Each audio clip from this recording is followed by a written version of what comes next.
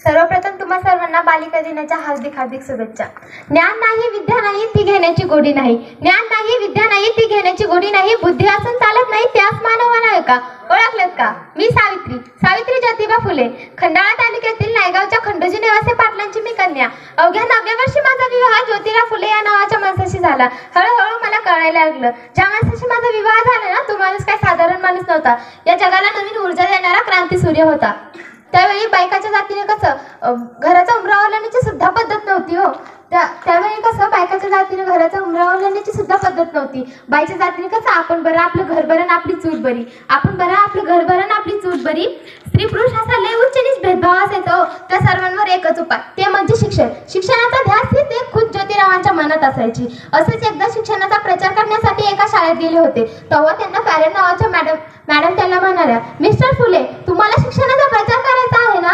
Mister फुले तुम्हाला शिक्षणाचा प्रचार करायचा आहे ना? So educate and first educate because how many educate. पण तुम्ही लोक महिलांना घराच्या बाहेरच पडू देत नाहीत, आणि काय सो बॅड मिस्टर फुले सो बॅड झालं। जेव्हा ते माझ्याकडे पाटी पेन्सिल घेऊन आले आणि म्हणाले, सावित्री अगं ये सावित्री आजपासून मी तुला शिकवणार। सावित्री अगं ये सावित्री ऐक ना आजपासून मी तुला शिकवणार। आणि काय झालं माझा अभ्यास सुरू, बेक बे बेदून चार बेत्रिक सहा बेचोक आठ काना मात्रा उकार वेलांटी आकार सगळं मी शिकले, लिहायला शिकले, वाचायला शिकले, आणि बघता बघता काय मी काव्य सुद्धा करू लागले। अशातच 1 जानेवारी 1848ला पुण्यातील भिडेवाडा येथे आम्ही सर्वधर्मीय मुलींसाठी शाळा उघडली। आणि तुम्हाला माहिती आहे का, माझी पहिली विद्यार्थी म्हणजे लहुजी वास्ता साळवे यांची पुतणी म्हणजेच मुक्ताबाई साळवे। लोकांनी माझ्यावर खूप अन्याय अत्याचार केले हो, लोकांनी माझ्यावर खूप अन्याय अत्याचार केले। माझ्या अंगावर थुकले, मला दगड फेकून मारले, मला शेण पण फेकून मारलं, पण मी ते सहन केलं। पण मी काही मागे सरकले नाही बरं